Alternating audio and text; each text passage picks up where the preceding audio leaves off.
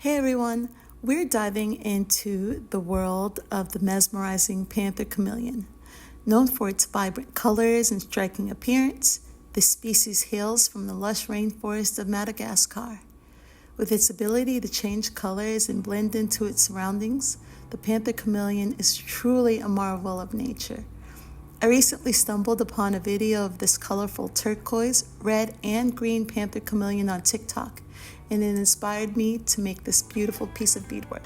So stay tuned as I share with you a bit of the process and the materials that go into making this piece.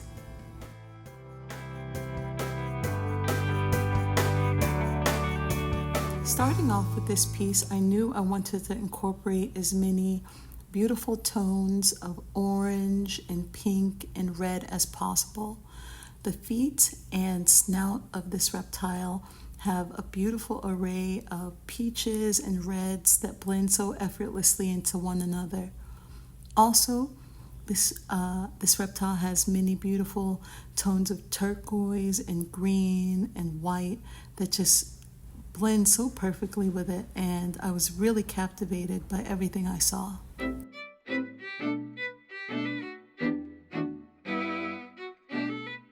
All in all, it took about 52 hours to complete this necklace.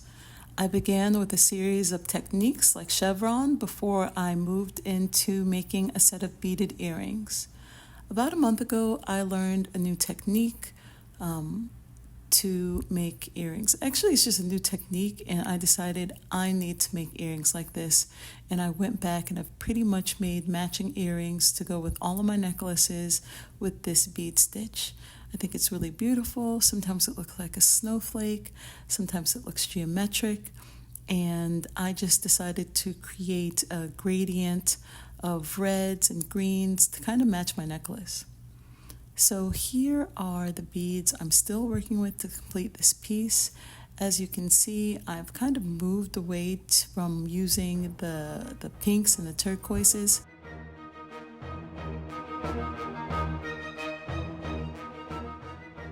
This is a part of the work I don't really get to talk about a lot, which is the geometry and mathematics of beadwork.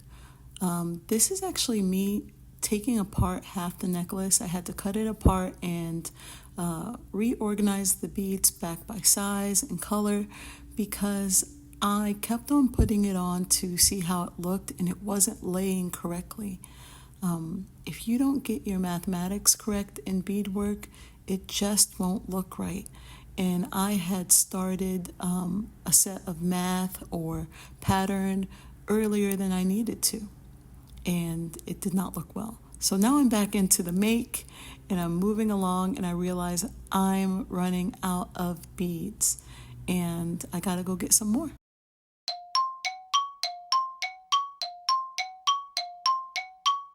So I went to the local bead shop in my town to re-up on some of these colors.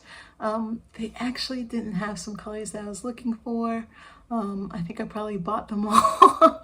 So living on an island, everything isn't finite, so you really have to just figure it out when it happens. So here are the items I picked up to finish this piece. I already used this rainbow turquoise throughout this piece, and I ran out. So the foundation of this piece is turquoise. I really wanted to incorporate it heavily into this piece.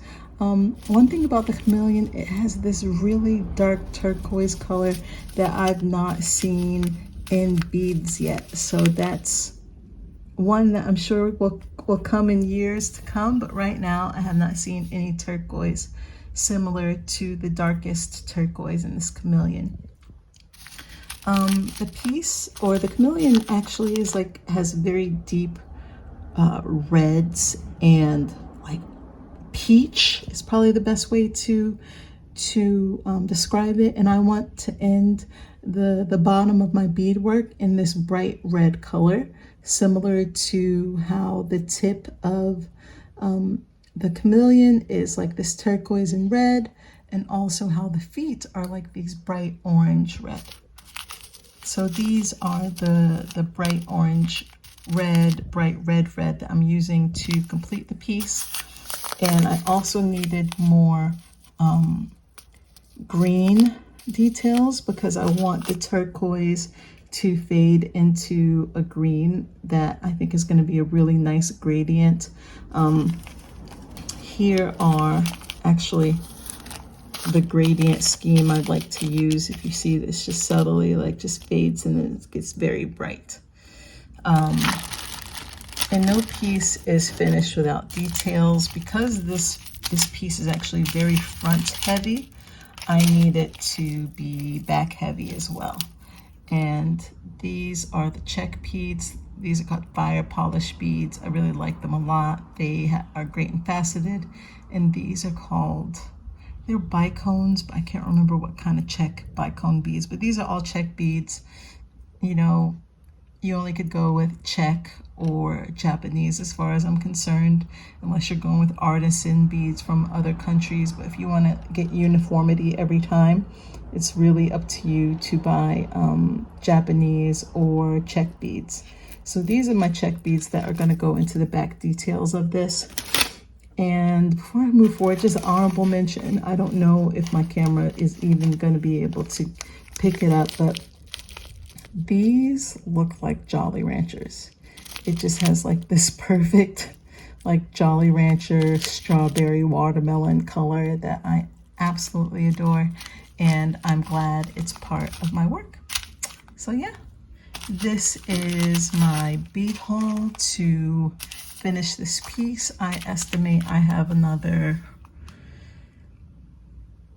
honestly, like probably 15-20 hours between finishing the front and the back. Probably 4 or 5 hours for the back, and maybe another 5 to 10 plus for the front because of the intricacy of the detail.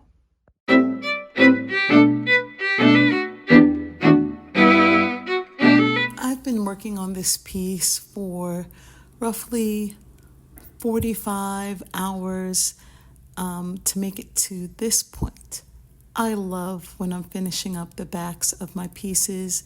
They usually have a similar color pattern or a monochromatic pattern that matches the front. And it took me so long to make this, but I love the outcome.